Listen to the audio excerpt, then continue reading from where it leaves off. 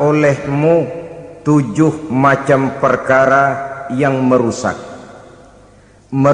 akidah dan keimanan, merusak amal perbuatan yang sudah kita kerjakan, merusak sendi-sendi kehidupan sosial, pendek kata merusak segala hal di dalam kehidupan kita.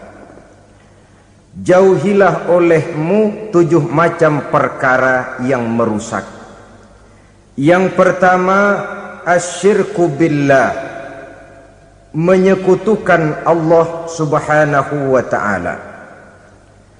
Agama dimulai dari keyakinan, maka kehancuran agama selalu dimulai dari kehancuran keyakinan, iman atau akidah yang dimiliki oleh seseorang.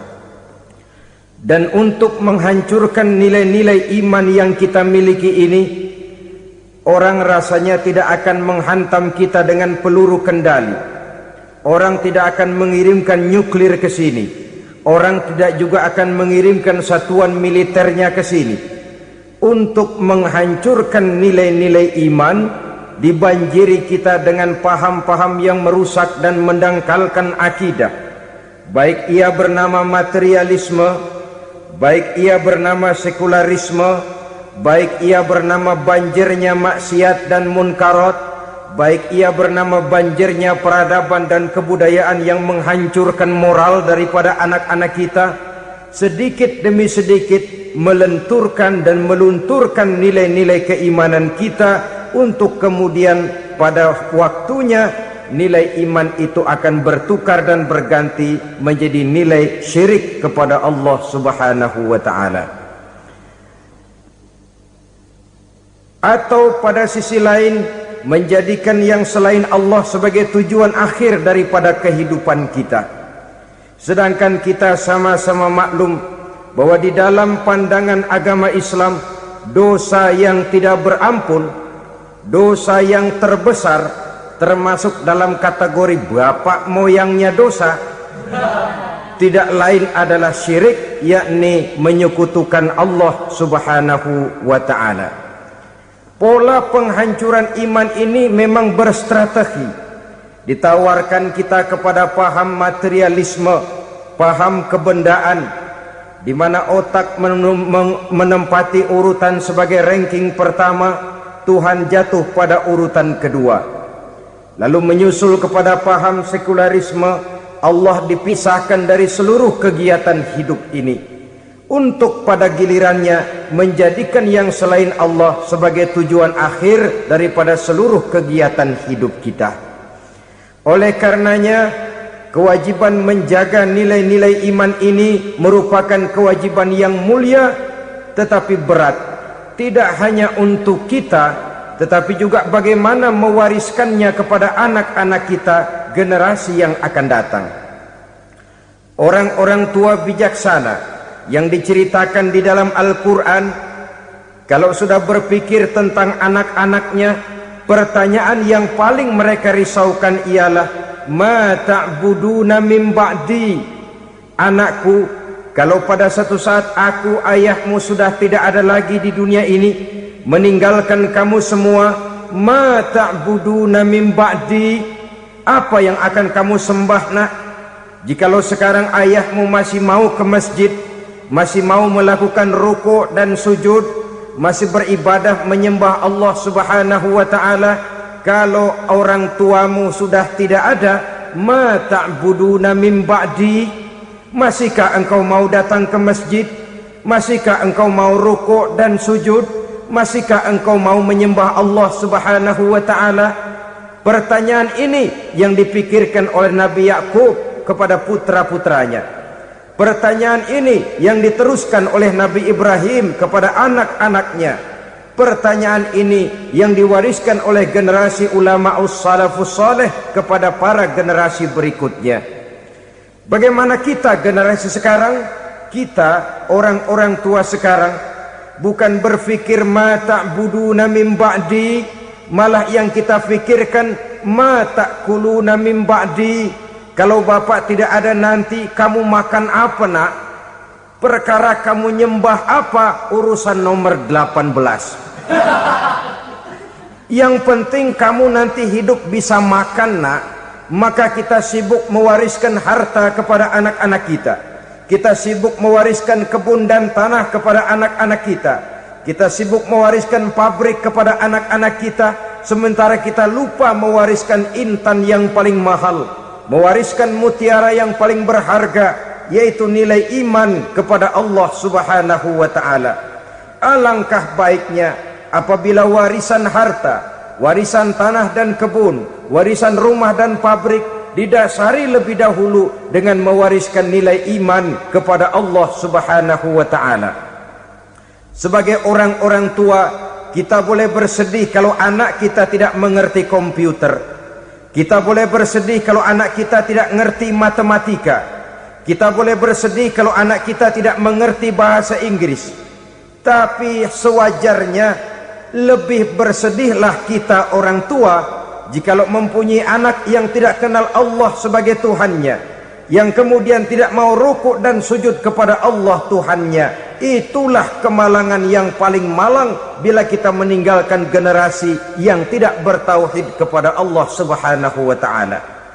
Betapapun anak kita tidak ngerti komputer, saudara, paling-paling kerugiannya cuma kerugian dunia. Masuk dia ke alam barzakh, munkar nakir tidak akan sempat tanya kau belajar komputer apa tidak. Kumpul dia di padang mahsyar, malaikat juga tidak akan tanya matematikamu nilainya berapa. Yang ditanya kau kenal Allah, kau rukuk dan sujud kepadanya, kau pernah datang ke masjid.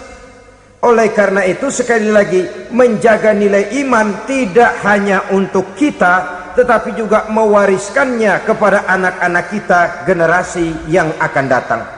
Sungguh kemalangan yang paling besar apabila kita meninggalkan anak-anak kita. Mereka kita tinggalkan lemah ekonominya, itu tidak baik. Mereka kita tinggalkan lemah otaknya, itu pun akan membuat mereka tertinggal oleh yang lain.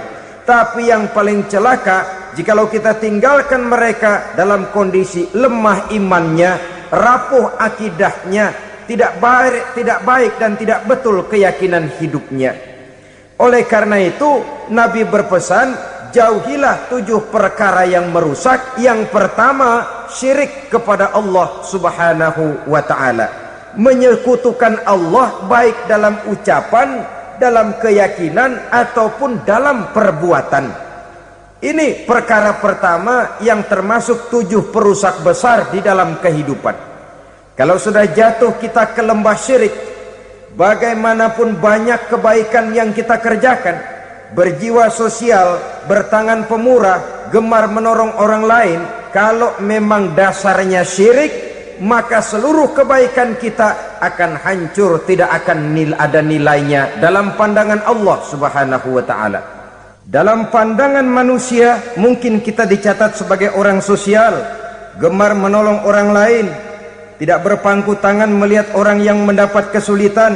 Tapi oleh karena dasarnya syirik, dasarnya tidak mentauhidkan Allah, maka seluruh nilai kebaikan yang kita kerjakan tidak akan ada nilainya dalam pandangan Allah Subhanahu wa ta'ala. Maka jagalah iman kita jangan sampai dihinggapi penyakit syirik yang bagaimana kecilnya sekalipun. Sekali lagi, baik syirik dalam bentuk ucapan, syirik dalam bentuk keyakinan, sampai kepada syirik dalam bentuk perbuatan, kita berhindar kepada sifat-sifat yang sedemikian itu. Karena apa? Dalam satu ayat Quran Allah Subhanahu wa ta'ala menjelaskan, innallaha la yaghfiru ayyushraka bih wa yaghfiru ma duna dzalika liman yasha.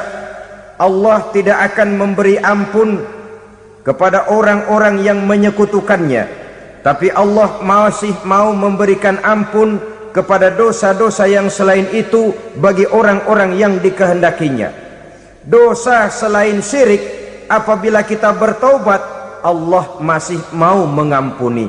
Tapi kalau sudah jatuh ke tempat syirik, itu sudah dosa yang tidak berampun. Taubatnya tidak lain melepas syirik, kembali kepada tauhid, berkeyakinan bahwa hanya ada Allah Subhanahu wa ta'ala, Tuhan satu-satunya yang lam yalid wa lam yulad wa lam yakul lahu kufuwan ahad. Tidak beranak, tidak pula diperanakkan, dan tidak satupun yang dapat menyerupai Tuhan Allah Subhanahu wa ta'ala. Saudara-saudara kaum muslimin rahimakumullah, bahwa kita di zaman sekarang memang tidak menyembah berhala, ya. Bahwa kita tidak berterang-terangan mengatakan Tuhan lebih dari satu, memang. Bahwa kita tidak berkeyakinan Tuhan itu punya anak atau diperanakkan, tentu. Tapi dalam perbuatan dan i'tiqad kita kadang-kadang jatuh tanpa kita sadari ke tempat yang bernama syirik ini. Oleh karenanya, di zaman di mana teknologi makin canggih, di mana kemajuan pembangunan makin menjangkau berbagai aspek kehidupan, diperlukan keseimbangan antara kemajuan fisik material dengan kemajuan mental spiritual. Apabila tidak ada keseimbangan, yang terwujud tentulah kepincangan, yang diawali dengan pincangnya cara kita berpikir, sehingga pada akhirnya akan mengarah kepada pincangnya cara kita berbuat dan bertindak di dalam kehidupan kita. Oleh karena itu Nabi berpesan, jauhilah sifat syirik, karena syirik merupakan dosa yang teramat besar. Ini sifat merusak yang pertama. Yang kedua kata Nabi, wasihra, jauhilah sihir. Sihir ini juga termasuk perkara yang merusak kehidupan. Kita semua sama-sama maklum bahwa sihir sebenarnya bukan persoalan baru. Sejak sebelum datang Islam, sihir itu sudah ada. Di zaman Yunani kuno, sihir ada. Di zaman Mesir kuno, di zaman Cina kuno, dan yang lain-lain yang serba kuno, sihir itu sudah ada. Bahkan para nabi pun, para rasul yang diutus oleh Allah Subhanahu wa ta'ala, senantiasa berhadapan dengan ahli-ahli sihir untuk menguji kebenaran dari misi yang mereka bawa. Sihir adalah perbuatan di luar kebiasaan yang bisa dikerjakan oleh ahlinya dengan bantuan jin atau setan. Hukum mempelajari sihir adalah haram, mengamalkannya lebih haram lagi. Sebab itu saudara-saudara, sihir merupakan perbuatan merusak yang harus kita jauhi. Ciri-ciri daripada perbuatan sihir, pertama, ia mengandung tipuan, bayangan khayal. Di zaman Nabi Musa misalnya, orang melihat tambang-tambang itu seperti ular. Nabi Musa melayangkan tongkatnya menjadi ular-ular besar yang memakan ular-ular kecil ciptaan tukang-tukang sihir Fir'aun tadi. Lalu sihir bisa terjadi dengan bantuan jin kafir atau setan. Kemudian ciri yang ketiga, sifatnya halus dan tersembunyi. Taruh kata ada seorang ahli sihir yang mempergunakan ayat-ayat Quran sebagai jompa-jampe, sebagai baca-bacaan, itu cuma sekedar kedok. Tujuannya tidak lain menjadikan agama sebagai ketok untuk membenarkan cara yang dimurkai oleh Allah Subhanahu wa ta'ala. Satu hadis yang diriwayatkan oleh Imam Bazar dan Tabrani, Nabi berpesan, laisa minna man tatayyara lahu au takahhana au tukuhhina lahu au sahira lahu. Tidak termasuk ke dalam golonganku, kata Nabi. Tidak termasuk umatku. Siapa mereka? Man tatayyara lahu, orang yang bertatoyur. Apa tatoyur itu? Dari kalimat toyaro, artinya terbang. Toir biasa diartikan dengan burung. Tatoyaro percaya kepada suara-suara burung. Man tatoyaro lahu, mempercayai, meyakini dengan benar-benar kepada suara beburungan. Kan suka ada itu, nah bunyi burung tuh, maling liwat. Maling liwat. burung bunyi maling liwat. Itu termasuk tatoyyaro lahu, percaya kepada suara burung. Kan aneh kalau suara orang nggak dipercaya, suara burung malah dipercaya. Ada ustadz ceramah, kiai ngaji, nggak mau didengerin, burung dengerin bener. Nah, suaranya dari sebelah mana? Belah kulon. Nah, itu tandanya ano. Habis dihitung-hitung. Itu termasuk tatoyyaro lahu. Au takahana, atau bertenung, au tukuhina, atau minta ditenungkan. Au sahiro lahu, atau melakukan perbuatan sihir, atau minta disihirkan. Laisa minna, tidak termasuk ke dalam golonganku, kata Nabi. Sehingga dengan demikian saudara-saudara, menghadapi sihir dengan sihir sekalipun termasuk perbuatan yang tidak diajarkan oleh agama. Kita kan mempelajari sihir untuk jaga diri, tidak apa-apa. Yang dilarang mengamalkannya, dilarang juga mempelajarinya. Sebab orang kalau sudah mengetahui, biasanya lalu terangsang untuk mencoba. Kalau percobaannya berhasil, biasanya terangsang untuk coba lagi dan coba lagi. Pada akhirnya ketagihan, lalu beralih menjadi profesi, apalagi itu nanti bisa mendatangkan hasil uang.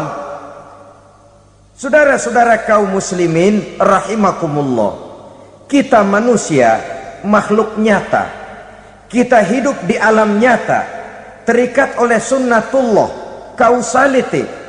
Oleh karenanya bagi kita keyakinan yang penuh, keikhlasan di dalam bertuhankan Allah, penyerahan diri sepenuhnya hanya kepadanya, itu sudah merupakan obat penangkal yang sangat ampuh agar kita tidak terkena penyakit-penyakit yang dibuat oleh setan dan para pembantunya.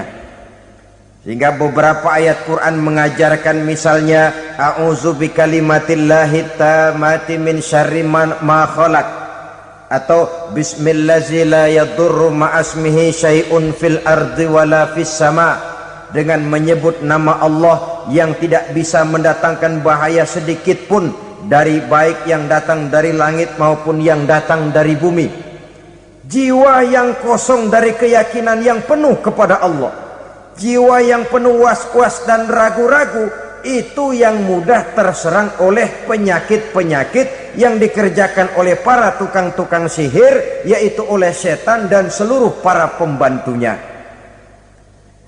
Kemudian hadis kedua yang diriwayatkan oleh Imam Ibnu Hibban, Nabi bersabda, la yadkhulul jannata mudminu khamrin wala mu'minu bisihrin wala qati'u rahmin. Tidak masuk surga. Ini Nabi yang bilang, tidak masuk surga. Siapa itu? Pertama, mudminu khamrin, orang yang berkekalan dalam mabuk. Selalu mudminun itu sudah menjadi perbuatan rutinnya, tidak kapok-kapoknya, teler seumur hidup. Mudminu khamrin, tidak masuk surga orang yang selalu bermabuk-mabukan. Yang kedua, wala mu'minu bisihrin, orang mukmin tapi main sihir. Ini juga oleh Nabi diperingatkan, tidak akan masuk surga orang mukmin tapi suka main sihir. Wala qati'u rahmin, dan tidak juga orang yang memutuskan silaturahmi. Tiga macam manusia yang diperingatkan Nabi tidak akan masuk surga: orang yang selalu mabuk, orang mukmin yang main sihir, dan orang yang memutuskan silaturahmi. Saudara-saudara kaum muslimin rahimakumullah. Lalu orang berkata, kenapa dilarang kita bersihir padahal Rasul sendiri kan punya mukjizat? Nah, kita memang harus membedakan antara mukjizat dengan sihir. Dalam kehidupan agama kita kenal ada yang namanya mukjizat, ada yang namanya karomah atau keramat biasa diucapkan, ada yang namanya maunah, ada yang namanya irhas, ada juga yang namanya sihir. Kesemuanya ini berbeda, saudara-saudara. Yang dinamakan mukjizat itu khusus untuk para rasul saja. Satu kejadian luar biasa yang terjadi dilakukan oleh Rasul atas izin dari Allah Subhanahu wa ta'ala. Perbedaannya dengan sihir jelas. Sihir dari setan, mukjizat dari Allah. Sihir bisa dipelajari, mukjizat tidak. Sihir umumnya untuk maksud-maksud yang tidak baik, sedangkan mukjizat untuk memperkuat kebenaran yang disampaikan oleh para rasul dan ditentang oleh umatnya. Bahkan kafir Quraisy dahulu menganggap orang-orang ahli sihir itu berada dalam satu posisi yang hina, sehingga mereka mengatakan dan menuduh Nabi Muhammad sebagai tukang sihir. Tuduhan sebagai tukang sihir adalah tuduhan yang sangat aib dan hina. Di tengah masyarakat kufar jahiliyah, kedudukan tukang sihir dipandang sebagai kedudukan yang hina, sehingga mereka mengejek Nabi dengan sebutan tukang sihir. Jadi mukjizat hanya untuk Rasul saja. Kemudian karomah. Karomah ini asal kata dari karomah, kehormatan, kemuliaan yang diberikan Allah kepada hamba-hambanya yang rajin mendekatkan diri kepadanya. Oleh karena ketekunannya melaksanakan ibadah, Allah memberikan keistimewaan kepada orang itu, yang dengan keistimewaannya dia bisa mengerjakan yang tidak bisa dikerjakan oleh orang lain. Karomah hanya bisa dicapai dengan prestasi ibadah. Kalau sihir mau ibadah apa enggak, asal dia belajar, bersatu dan berteman dengan setan, memenuhi persyaratan-persyaratan setan, biasanya lalu bisa. Sedangkan karomah tidak mungkin terwujud tanpa orang mendekatkan diri sedekat-dekatnya kepada Allah Subhanahu wa ta'ala.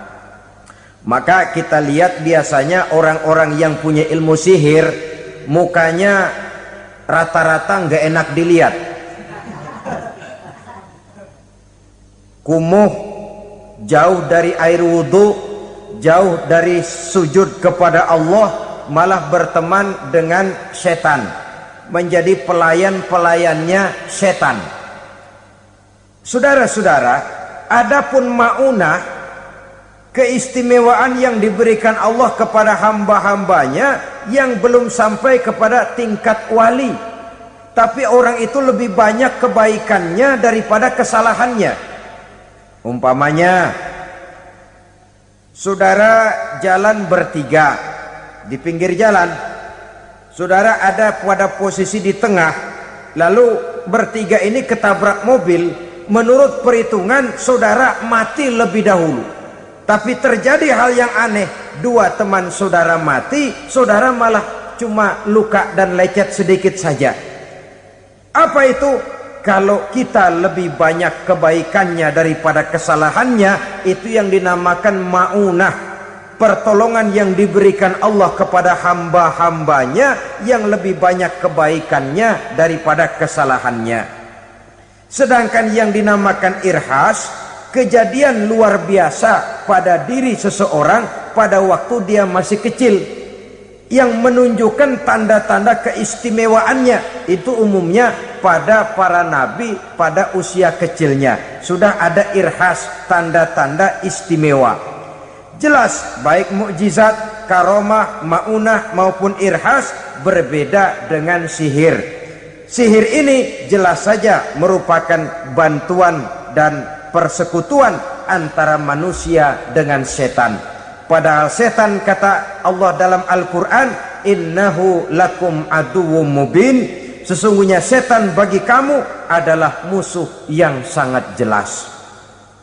Saudara-saudara kaum muslimin rahimakumullah, di zaman sekarang dalam menghadapi beban kehidupan yang makin pelik, menghadapi stres yang tidak kunjung selesai, menghadapi persoalan-persoalan yang teramat berat, orang sering mencari jalan keluar kepada hal-hal yang menurut pendapatnya bisa meringankan beban moralnya itu. Pergilah dia mencari sesuatu yang dapat meringankan bebannya.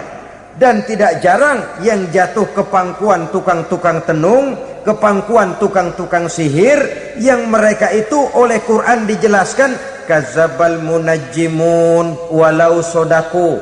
Tukang-tukang tenung, tukang-tukang sihir, mereka itu bohong walaupun benar.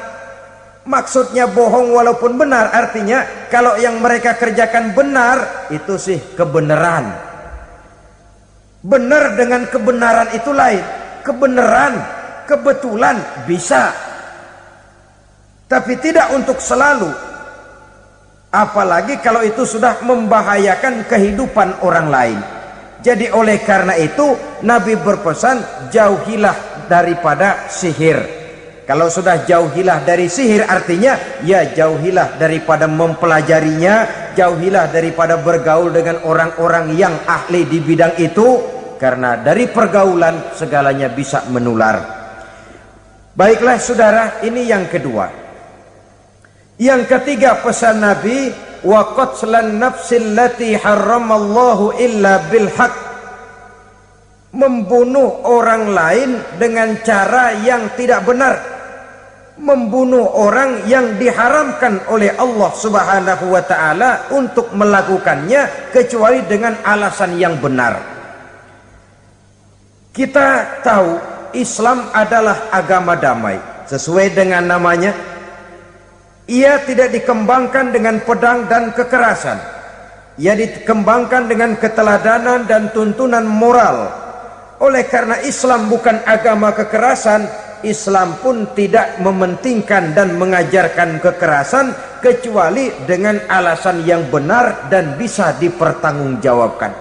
Membunuh dengan sengaja, menghilangkan nyawa orang lain tanpa alasan yang bisa dibenarkan adalah merupakan dosa besar dan satu di antara 7 perkara yang bisa mendatangkan kerusakan dalam kehidupan dan yang hendaknya harus kita jauhi. Saudara-saudara kaum muslimin rahimakumullah, beberapa waktu yang lalu di sebuah kota kecil yang indah bernama New Auckland. Saudara tahu New Auckland? Itu dari Gunung Kidul masih ngidul lagi. Pernah diadakan satu seminar yang membicarakan bagaimana menyelamatkan masyarakat manusia dari bahaya Perang Dunia Ketiga. Diperkirakan kalau terjadi Perang Dunia Ketiga, manusia tidak akan tersisa. Sebab apa? Pada waktu itu cadangan nuklir yang dimiliki oleh bersama Amerika dan Rusia konon sudah sanggup memusnahkan 6 miliar manusia pada saat jumlah manusia baru 5 miliar. Jadi kelebihan nuklir dunia ini. Kalau terjadi Perang Dunia Ketiga, sulit manusia untuk tersisa.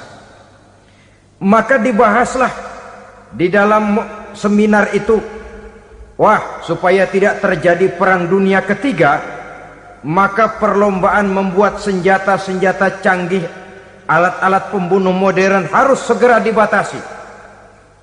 Dibahas, tidak mungkin kita membatasi perlombaan membuat senjata. Kenapa? Makin maju ilmu dan teknologi, makin canggih senjata yang ditemukan.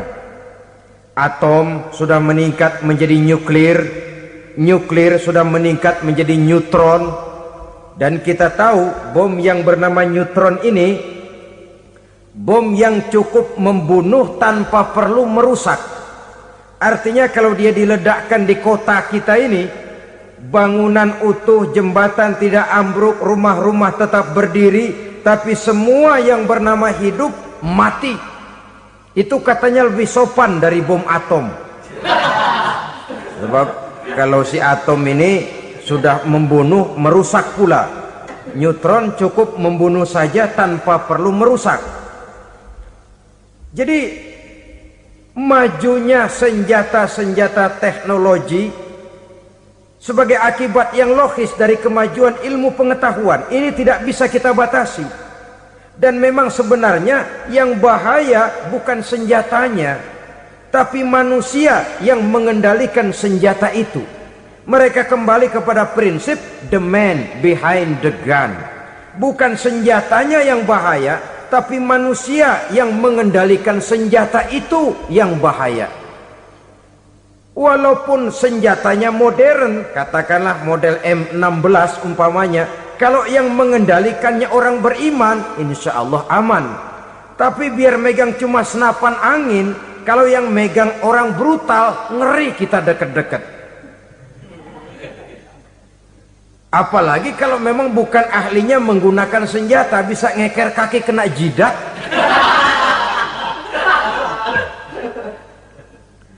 Mereka kembali kepada prinsip lama yang tetap baru. Bukan senjatanya yang harus dibatasi, manusia yang mengendalikan senjata itu yang perlu dibicarakan. Nah, kalau begitu, agar manusia tidak mempergunakan senjata sewenang-wenang, apa yang harus kita lakukan? Ya, manusianya harus bermoral. Ya, tapi moral yang mana? Di dunia ini banyak ajaran tentang moral. Itu pun mudah saja. Di sini kan kita undang saja ahli dari berbagai agama untuk membicarakan konsep perdamaian menurut agamanya masing-masing. Baik, setuju itu? Setuju. Maka tampillah para ahli agama, mereka kembali kepada prinsip moral daripada konsep yang terkandung di dalam ajaran agama untuk menegakkan perdamaian. Mula-mula naiklah ahli dari agama Hindu, dibacakan konsep perdamaian menurut ajaran agama Hindu, bahwa untuk damai manusia harus meninggalkan nafsu keduniaannya, menempuh samsara dan sebagainya untuk mencapai nirwana, menjauhi kemegahan dan kemewahan dunia. Ini lalu dibahas, rasanya juga tidak mungkin ini. Kemudian dari agama Nasrani, bahwa untuk damai manusia harus menciptakan sifat kasih sayang. Kalau ditampar pipi kiri, berikan pipi yang kanan. Kalau diberikan selendang, berikan baju. Nanti orang kasihan, lalu dia tidak akan nampar lagi. Ketika ini dibahas, ternyata rasanya pun tidak mungkin bisa diterima. Karena apa? Di zaman sekarang orang ditampar pipi kiri, dikasih pipi kanan, bukan kasihan, gemes. Damai belum tentu, bonyok udah jelas. Lalu ketika dibacakan konsep perdamaian menurut Quran, di mana disampaikan ayat wa jazaa'u sayyi'atin sayyi'atun misluha faman afa wa aslaha fa ajruhu 'ala Allah. Balasan terhadap satu kejahatan adalah kejahatan yang seimbang, tetapi barang siapa yang memberi maaf dan mencari jalan damai, itulah yang terbaik dan akan mendapat pahala dari Allah Subhanahu wa ta'ala. Kamu tidak salah ditampar pipi kirimu, tampar lagi pipi kirinya sekeras dia menampar pipi kirimu. Nanti orang tidak mau menampar kita karena dia tahu kalau dia tampar kita, dia akan menderita tamparan sekeras dia menampar kita. Akan terjadilah prinsip saling hormat menghormati, tidak saling ganggu, tidak saling usil, tidak saling jahil. Atas dasar ini perdamaian bisa ditegakkan. Mereka bisa menerima konsep ini, tapi kemudian seminar ditutup tanpa satu keputusan resmi. Kenapa? Terus terang mereka kagum dengan konsep Islam, tapi sentimen lama terhadap nilai-nilai Islam telah menutup mata mereka untuk menerima kebenaran dari ajaran Al-Quranul Karim. Saudara-saudara kaum muslimin rahimakumullah, kembali kita kepada persoalan pokok. Roh adalah dari Allah. Dia akan kembali kepada Allah, milik mutlak dari Allah. Tidak pantas kita merampasnya dari orang lain. Tidak wajar kita menghilangkannya tanpa alasan yang dibenarkan oleh agama. Di zaman sekarang akibat persaingan hidup yang makin tajam, lapangan kerja yang makin sulit, tensi ekonomi yang makin tinggi, atau karena nilai moral yang makin rendah, atau juga karena rapuhnya pegangan orang kepada agama, nyawa rasanya sudah sedemikian murahnya. Berbagai kasus membuat berdiri bulu roma kita. Ada mayit, ada manusia dipotong 6, dicincang macam kambing. Ada yang dipotong 5, ada yang dipotong 13, dikardusin, dibuang ke tempat sampah. Inna lillahi wa inna ilaihi raji'un. Gejala apa ini? Kanibalisme. Manusia sudah demikian sadisnya, manusia sudah sedemikian buasnya, sehingga sesama manusia diperlakukan seperti hewan. Padahal hewan sendiri belum pernah macan makan macan, bagaimanapun buasnya macan. Belum pernah serigala memakan serigala, bagaimanapun brutalnya serigala. Tetapi manusia makan manusia di zaman sekarang kadang jadi kenyataan dalam kehidupan kita. Kadang persoalannya remeh saja. Soal uang 200 perak, pisau bicara, nyawa melayang. Soal rokok sebatang, celurit bicara, nyawa melayang. Soal-soal yang sama sekali tidak prinsip, begitu mudah kita menghilangkan nyawa orang lain. Padahal Nabi pernah memperingatkan, apabila dua orang muslim sudah berkelahi dan berbunuh-bunuhan, al-qatil wal maktul finnar, yang membunuh dan yang terbunuh dua-duanya neraka. Sahabat heran, ya Rasul, kalau yang terbunuh, kalau yang membunuh masuk neraka itu sih wajar, tapi yang terbunuh kenapa neraka juga? Beliau menjawab, dua-duanya sudah punya niat untuk saling membunuh. Niatnya itu yang diponten. Yang terbunuh cuman lagi apes aja, keduluan dia. Umpama tidak terbunuh, pasti dia yang akan membunuh. Oleh karenanya al-qatil wal maktul, yang membunuh dan yang dibunuh finnar, dua-duanya masuk ke dalam neraka. Islam menghormati kehidupan, tidak hanya terbatas kepada sesama muslim. Orang-orang yang berlainan agama pun yang mau hidup berukun, damai, berdampingan dengan umat Islam, jiwa mereka, darah mereka dilindungi oleh nilai-nilai Islam yang disebut dengan kafir zimmi ini. Mengganggu mereka sama saja dengan mengganggu aku, kata Nabi. Jadi oleh karena itu, sayangilah sesama. Kehidupan adalah anugerah Allah, bukan wewenang kita untuk mencabutnya dari orang lain, bukan wewenang kita untuk merampas dan menghilangkannya dari orang lain. Apa yang tidak enak terjadi pada diri kita, begitu pula lah apabila terjadi pada diri orang lain. Sehingga Nabi mengatakan, la yu'minu ahadukum hatta yuhibba li akhihi ma yuhibbu li nafsihi. Belum dikatakan beriman seseorang kamu apabila dia belum mencintai saudaranya seperti ia mencintai dirinya sendiri. Apa yang enak dirasakan oleh orang lain, enak juga dirasakan oleh dia. Mengukur orang lain dengan diri sendiri. Kalau orang lain tanpa salah saya fitnah, kalau saya tanpa salah difitnah orang, enak apa enggak? Enggak, orang lain juga begitu. Kalau orang lain tanpa salah saya tempeleng kepalanya, enak apa tidak? Tidak. Orang lain juga begitu. Yang tidak enak terjadi pada diri kita, tentu tidak enak juga kalau terjadi pada orang lain. Mengukur orang lain dengan diri sendiri, sehingga tidak timbul sifat egois, tidak menari di atas bangkai orang lain, tidak mendirikan kebahagiaan di atas untayan air mata orang lain. Sehingga dengan demikian, saudara-saudara, dia bisa menghormati kehidupan, menghormati orang lain sebagaimana dia ingin dihormati. Inilah perbuatan ketiga yang merusak, membunuh orang lain dengan yang diharamkan Allah tanpa alasan yang benar. Yang ketiga. Kemudian yang keempat, perbuatan merusak wa aklar riba, makan riba.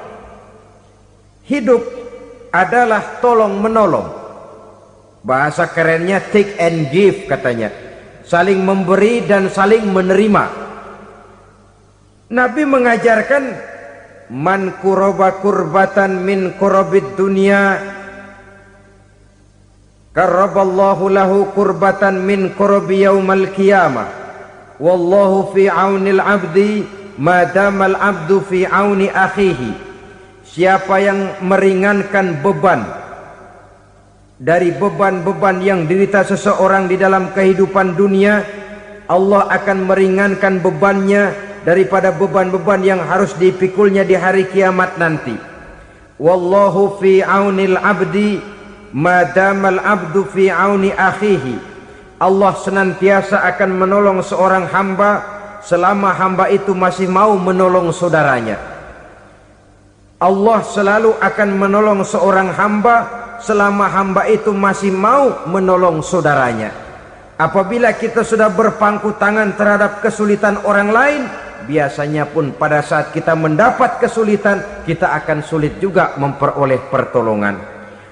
Nah, riba alias renten, kedoknya adalah menolong orang, tapi sama juga bulu buntutnya dilepas, palanya dicekek. Menolong orang pada akhirnya menjadi beban bagi seseorang, dan memang mencari orang-orang yang berada dalam posisi kesulitan, biasanya di daerah-daerah di mana musim paceklik, jadi lapangan kerja sulit, sedangkan urusan perut tidak bisa ditunda. Akhirnya orang terjebak ke dalam rentenir, ke dalam riba, ke dalam renten, bunga berbunga, sehingga satu saat jumlah bunganya bisa lebih besar dari jumlah pinjaman pokoknya. Kemudian kalau juga ternyata tidak bisa dibayar, rumah jadi taruhan. Memang rumah satu-satunya, begitu rumah ditarik mulain camping. Bukankah pada akhirnya akan mewariskan kesengsaraan? Oleh karena itu, kepada kita berusahalah jangan berhubungan dengan rentenir, jangan makan renten dan riba. Kepada mereka yang melaksanakan riba, walaupun mendatangkan keuntungan materi, tapi percayalah harta yang didapat dengan jalan riba tidak akan membawa keberkahan. Manakala tidak membawa keberkahan, dia tidak akan mendatangkan ketenangan di dalam kehidupan kita. Oleh karenanya, memakan harta riba termasuk perbuatan yang merusak sendi-sendi kehidupan sosial, merusak kehidupan orang lain, merusak kehidupan masyarakat, tetangga, pergaulan dan sebagainya. Yang kelima, wa akla malil yatim, memakan harta anak yatim dengan cara yang zalim. Nih, memang lezat. Anak yatim itu nggak tahu urusan apa-apa. Kita diamanahkan untuk mengurusinya. Kadang-kadang dibentuklah panitia penyantunan yatim piatu. Yatimnya mah tetap kelaparan, panitianya yang pada gendut.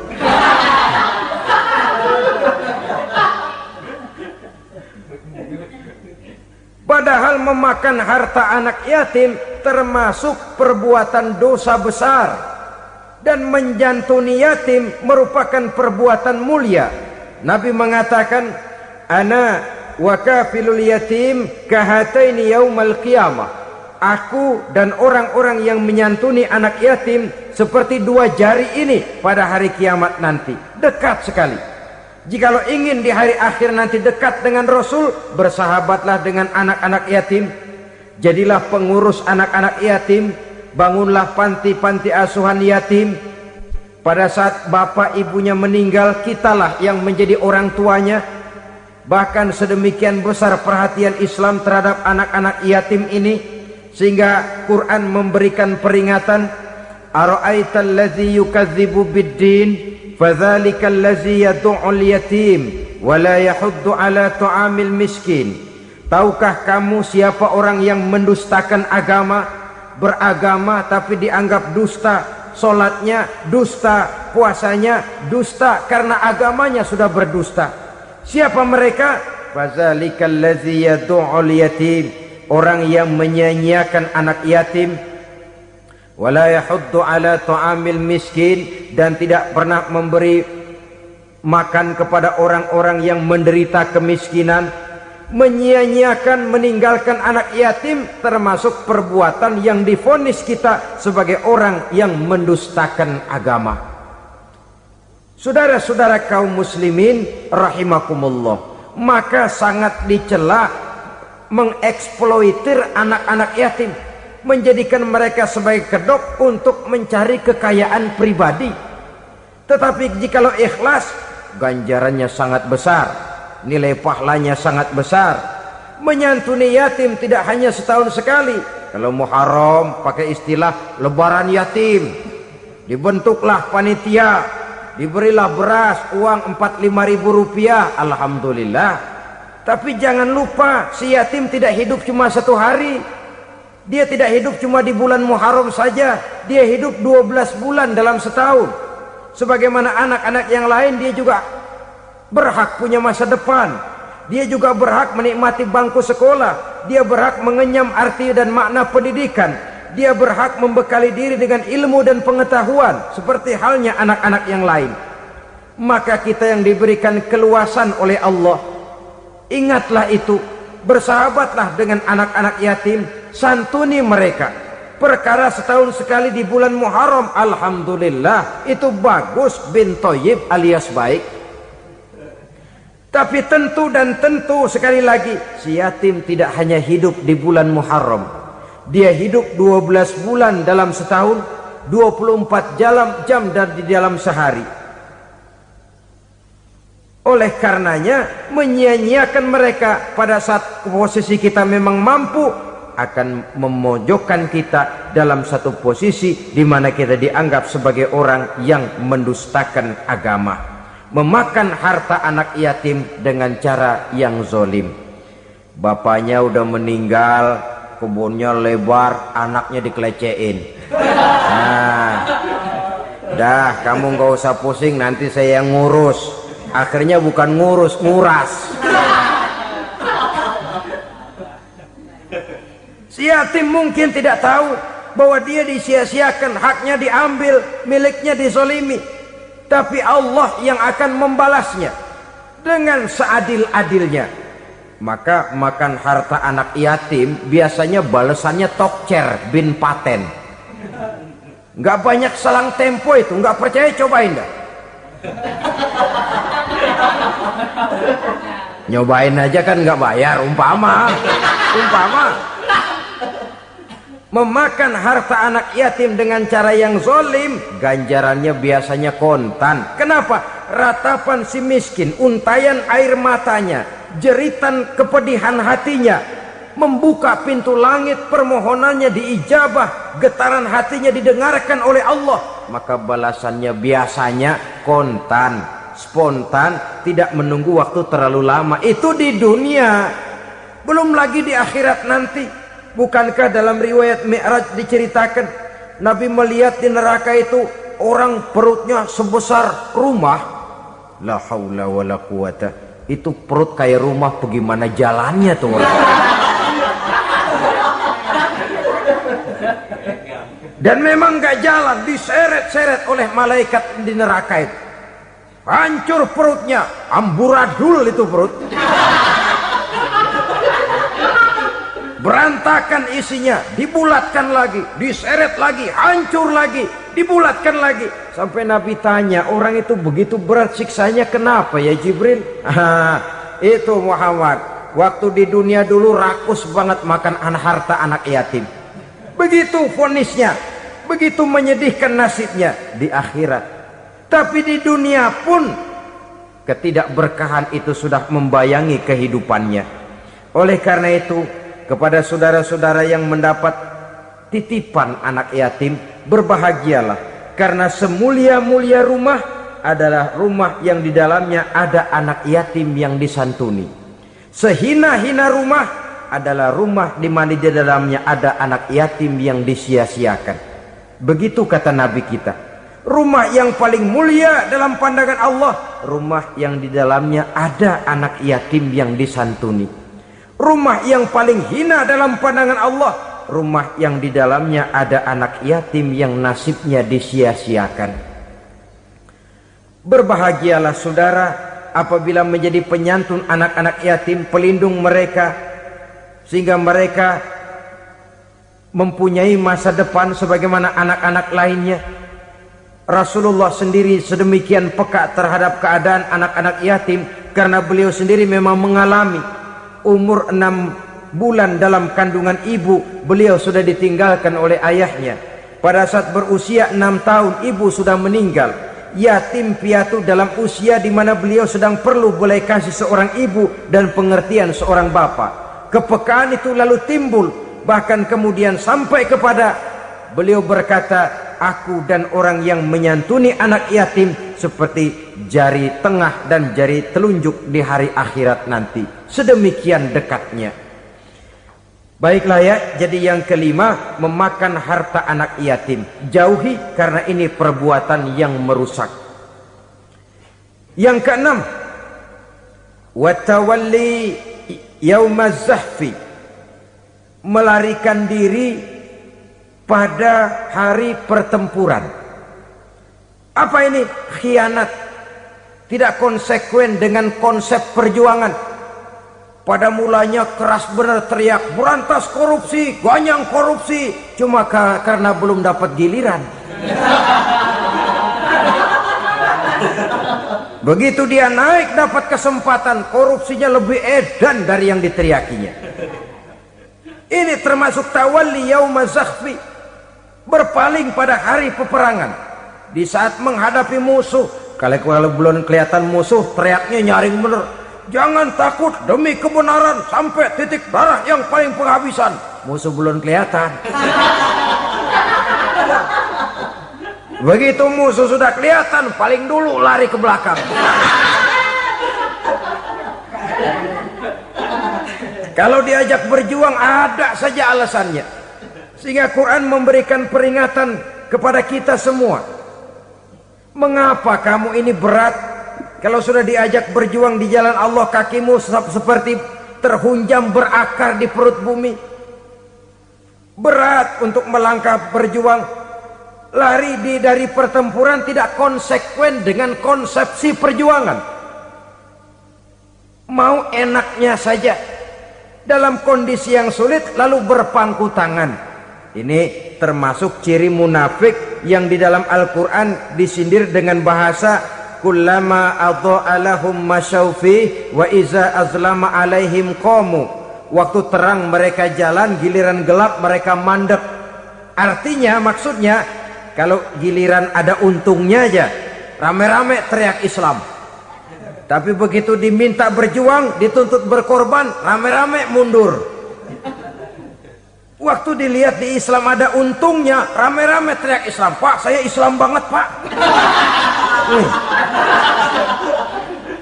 KTP saya Islam pak, pokoknya Islam banget dah. Tapi ketika diminta berjuang, dituntut sedikit berkorban, rame-rame mengundurkan diri. Tahun 65 PKI berontak. Waduh, waktu itu jadi orang Islam untung itu, nggak dikejar-kejar, aman. Masjid rame, mobil-mobil mewah parkir di depan musola dan masjid. Kenapa? Waktu itu asal udah ke masjid aman, Islam selamat, untung. Tapi begitu keadaan aman, yang parkir di musola sepeda butut melulu.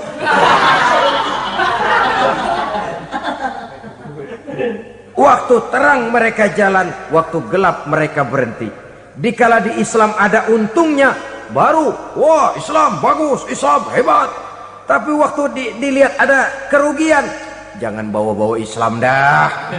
Jangan bicara soal Islam, ini kan bukan soal agama, bukan soal agama. La haula wala quwata illa billah. Beragama kita ambil talfik fid din, mengambil yang enteng-enteng saja dalam urusan beragama ini. Tidak konsekuen kita dengan Islam kita. Seolah kita mau memilih mana yang terasa cocok sama selera kita, kita teriak Islam. Beratan aja dikit, rame-rame berpaling. Itu termasuk tawalli yaumaz zahfi. Para pengkhianat, mental-mental hipokrit yang tidak mau konsekuen menghadapi segala bahaya. Itu termasuk perbuatan yang merusak. Kenapa? Kalau cuma dia saja yang lari, mungkin tidak jadi soal. Tapi larinya ini akan mempengaruhi orang lain. Nah, pengaruhnya itu yang dicegah. Sebab kalau satu sudah mulai lari, yang lain mulai ngelirik. Ketika yang dilirik kemudian tidak ada reaksi, dia akan ikut lari. Artinya apa? Seorang muslim harus konsekuen dengan konsep perjuangannya, dengan keyakinan keagamaannya, dan tidak memilih yang enak-enak saja di dalam kehidupan beragama. Lari dari pertempuran, bermental khianat, mengkhianati agama, merupakan satu di antara sifat yang merusak. Terakhir saudara, wa qazfal muhsanatil ghafilatil mu'minat, menuduh perempuan baik-baik yang tidak tahu menahu tentang tuduhan yang dituduhkan kepadanya, menuduh perempuan mukmin yang baik-baik yang tidak tahu menahu tentang tuduhan yang dilakukan kepadanya. Fitnah lebih bahaya daripada pembunuhan. Orang yang tidak salah bisa hancur namanya, orang yang berniat baik bisa ambruk perjuangannya oleh karena fitnah. Sehingga dikatakan al-fitnatu asyaddu minal qatli. Fitnah lebih bahaya daripada pembunuhan. Maka memfitnah ini termasuk satu dosa di antara 7 hal merusak yang harus kita jauhi semampu kita, semampu-mampunya. Mengupayakan sebisa-bisanya jangan sampai terjebak ke dalam hal yang demikian. Nah, saudara-saudara, inilah saja pertemuan kali ini. Mudah-mudahan ada manfaatnya. Semoga Allah memberikan kekuatan zahir dan batin kepada kita untuk bisa menjauhi 7 perkara yang merusak ini. Terima kasih atas segala perhatian. Mohon maaf atas segala kekurangan. Wabillahi taufiq wal hidayah. Wassalamualaikum warahmatullahi wabarakatuh. Waalaikumsalam.